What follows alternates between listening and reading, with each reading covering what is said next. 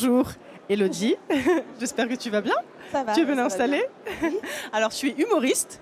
Moi, je te connais grâce à Instagram où tu cartonnes parce que je crois que tu as à peu près 150 000 abonnés. À peu près. À peu près, c'est quand même déjà pas mal. Pas mal. Pourtant, ça se contredit pas, mais tu as de base un parcours très studio, un bac S, une école d'ingénieur.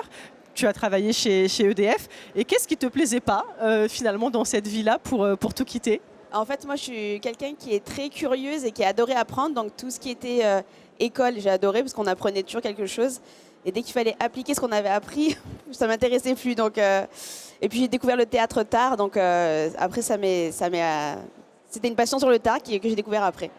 Donc du coup, c'est pas inné chez toi, tu n'es pas humoriste depuis que tu es enfant, tu n'es Non, pas non. une grande comique. Non, pas du tout. Pas du tout. J'ai découvert, j'ai commencé le théâtre à 25 ans.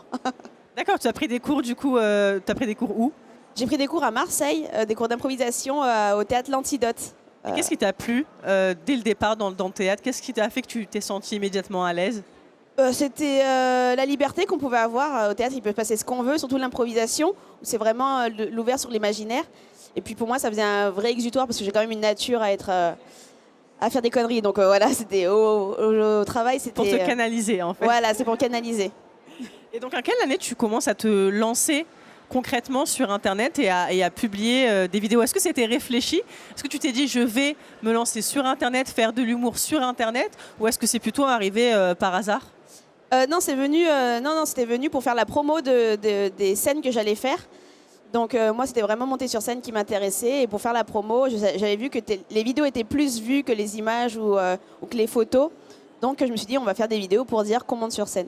Et ça a commencé quand? C'était en quelle période? Tu te rappelles C'était en plus? 2014, je crois. Mes premières vidéos, c'était en 2014. Ouais. Et ça a vite pris ou ça a pris du temps? Ça a pris du temps. Ça a pris du temps. Ça a pris du temps. Peut-être que ça doit faire 2-3 ans, je commence à avoir un petit peu de vues, mais avant, c'est l'entourage ou le peu de gens qui te suivent, parce que quand tu commences, évidemment, il n'y a personne qui te suit.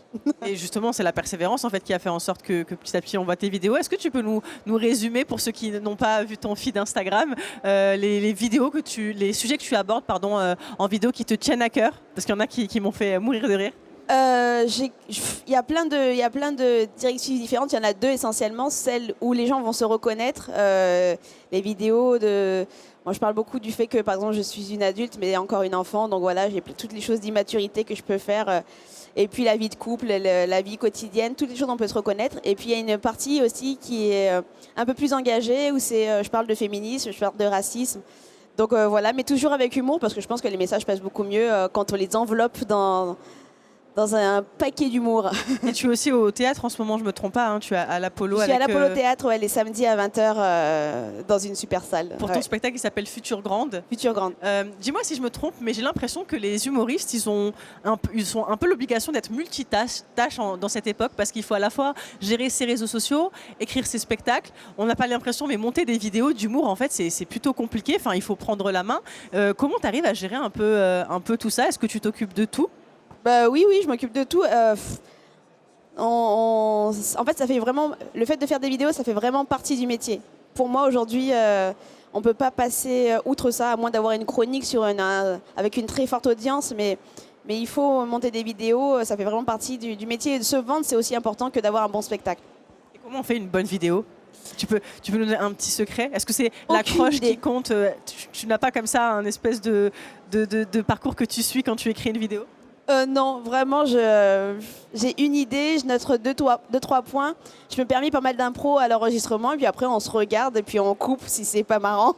C'est beaucoup au feeling en fait. Au feeling, et vraiment des fois on croit qu'une vidéo celle-là va faire des millions de vues et puis elle marche pas, et une qu'on pensait pas va faire plein du mois. Au début, quand j'ai commencé à faire des vidéos engagées, je pensais pas que les gens allaient accrocher, parce que c'était super différent de ce que je faisais juste avant, qui était très léger.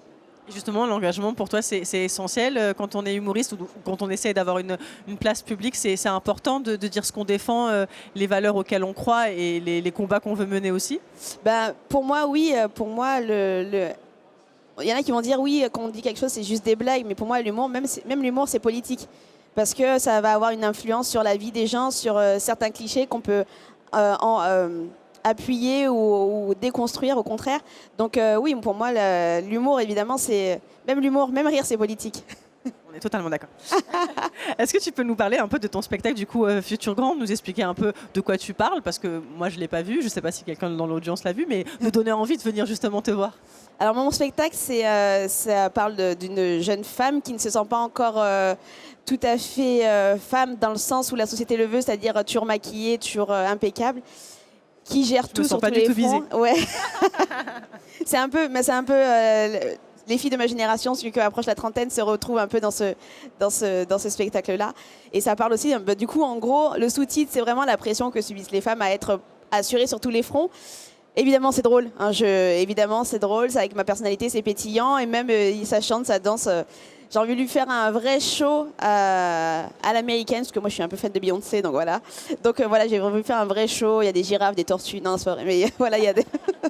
J'imagine les Beyoncé, girafes, tortues dans ma tête. La scène ressemblait à quelque chose d'assez drôle en soi, de toute façon. C'est quoi tes projets, du coup, maintenant? Donc, on a parlé de Future Grande à l'Apollo Théâtre, mais c'est quoi tes projets? Est-ce que tu as envie, je sais pas, de faire du cinéma, de la comédie? C'est quoi un peu tes ambitions? Non, moi, mon projet, c'est vraiment la scène. C'est vraiment de défendre quelque chose que j'aime. Et là, mon spectacle, je l'aime. Donc, défendre quelque chose que j'aime sur scène.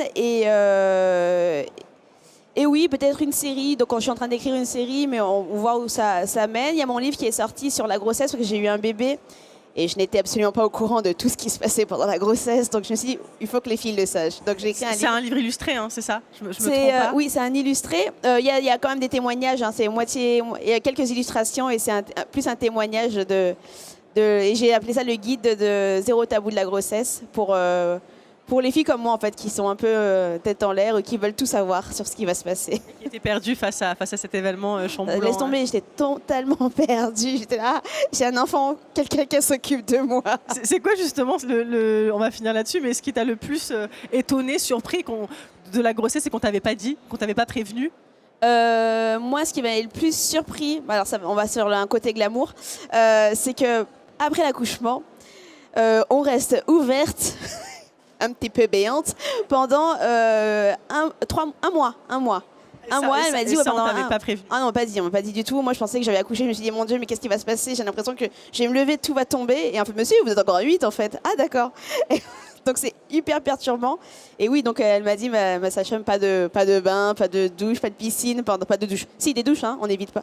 Mais pas de bain, pas de piscine pendant un mois. Merci beaucoup en tout cas d'être venu nous parler de ton expérience. Et on te souhaite plein de bonnes continuations et plein de succès pour ton spectacle à l'Apollo Théâtre, pardon. Je répète, Future Grande. Merci beaucoup. Merci beaucoup, merci de m'avoir reçu. Merci à toi. Merci.